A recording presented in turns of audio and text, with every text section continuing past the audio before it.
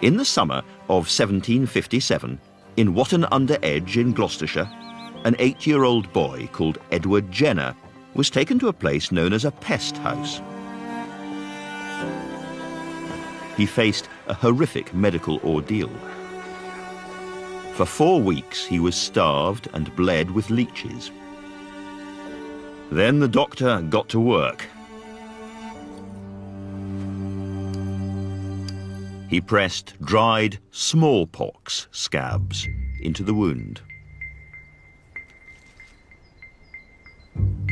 This was a dangerous procedure. Smallpox caused as many as 1 in 7 deaths worldwide. Blisters erupted all over the body, including the mouth and throat, making it impossible to swallow. Huge numbers of people were marked for life.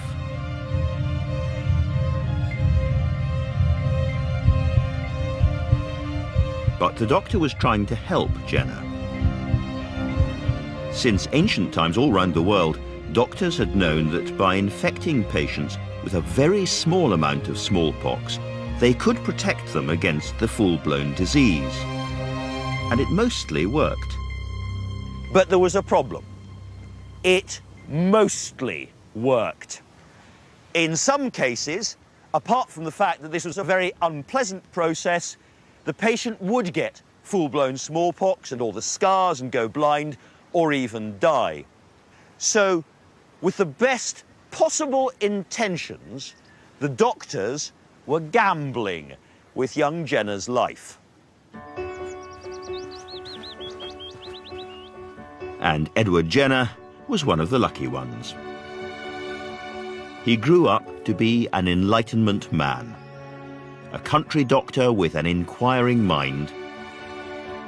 He was fascinated by all the sciences. In his own way, as ready as Galileo to challenge received ideas and travel into the unknown. And it became his obsession to find a cure for smallpox that was reliable and safe. One day, a local milkmaid told him that because she'd suffered from the harmless disease cowpox, she could now never catch smallpox. Jenner began to wonder whether this local country legend might hold the key. And so Jenner started to travel around, trying to find anyone who'd been infected with cowpox. And sure enough, they all confirmed that none of them then got smallpox. And so he was pretty convinced that there was something in cowpox that would defend you against smallpox. But how to test this out? He had to find somebody, infect them with cowpox, then infect them with smallpox. Interesting stuff. Dangerous stuff. The opportunity to test his theory came in the summer of 1796, when a local milkmaid came down with cowpox. Jenner took some pus from the blisters on her hand. He then took his gardener's son, James Phipps. You ready? Just like that. And infected him with cowpox. I just need to put some of this in here. Phipps went down with the mild disease. There we are. Jenner allowed him to recover. And then we can bandage you up. And then he deliberately infected the boy with smallpox.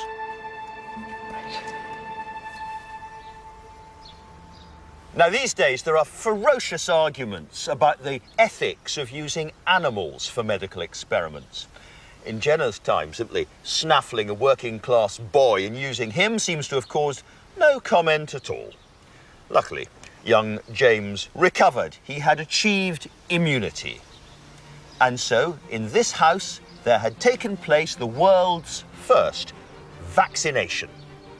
Vaccination comes from the Latin for cow, vacca. Unlike Galileo, Edward Jenner lived in a society where ideas were free to whirl around. His book explaining vaccination was a huge bestseller. The good news spread everywhere. Napoleon vaccinated his whole army and gave Jenner a medal. In America, President Jefferson vaccinated his household. And Jenner's discovery was soon saving lives all around the world. Almost 200 years later, in 1980, the World Health Organization announced the complete eradication of smallpox. It's still the only human disease to have been wiped off the face of the earth. During Jenner's lifetime, politicians were declaring the rights of man. It was a period of extreme political violence where on the continent, tens of thousands died in the name of liberty. And yet Edward Jenner, a true child of the Enlightenment, using nothing more than his own powers of observation and the freedom to publish and discuss and test ideas, did more for human happiness than all the politicians put together. No human being who has ever lived has saved more lives in history than the simple country doctor from Gloucestershire.